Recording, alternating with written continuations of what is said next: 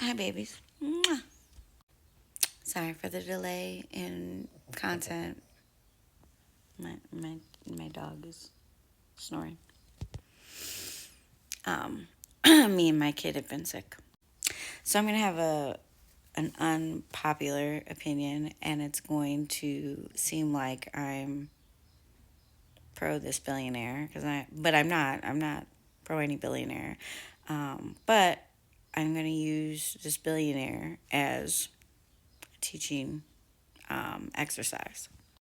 So recently, I've been seeing a lot of posts where people are posting about connecting Oprah to all of these um, sexual predators, where she's like hugged up on them and smiling with them and taking pictures with them.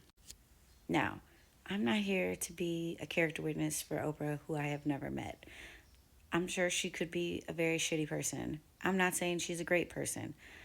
I'm not saying I'm a fan, but what I am going to talk about is when you are a victim, especially as a child, oftentimes what happens when we don't do some true like hermit work and introspection where we detach from the world energetically, you will find yourself in a pattern of feeling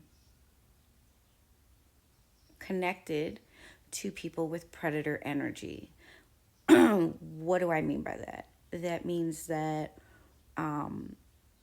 if you were harmed as a child, the first person that you date or the first person that you marry could very well be somebody who is also a predator.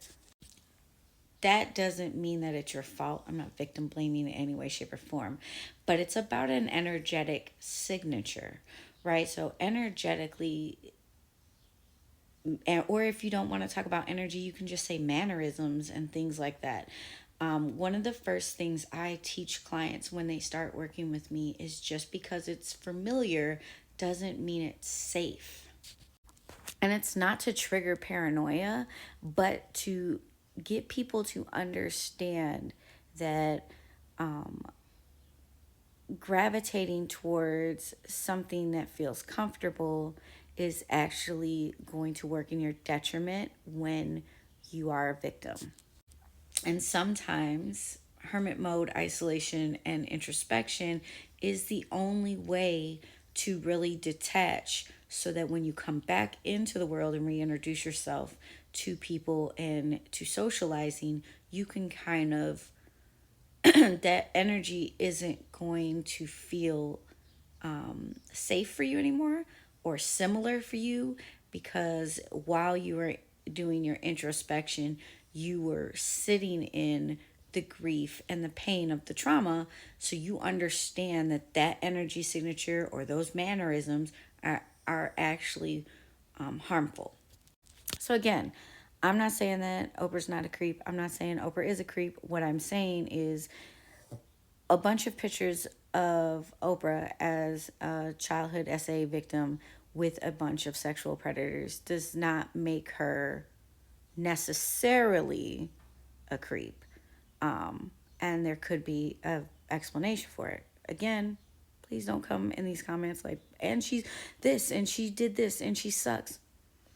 I'm not saying she's a great person, but what I'm saying is this is a teachable moment. How many times I mean, if you think about people who have been abused in other ways, they will get into another relationship with somebody who they thought was a great person, and actually that person ends up hurting them the same way the ex hurt them. And now they have two orders of protection out. There's a reason for these things.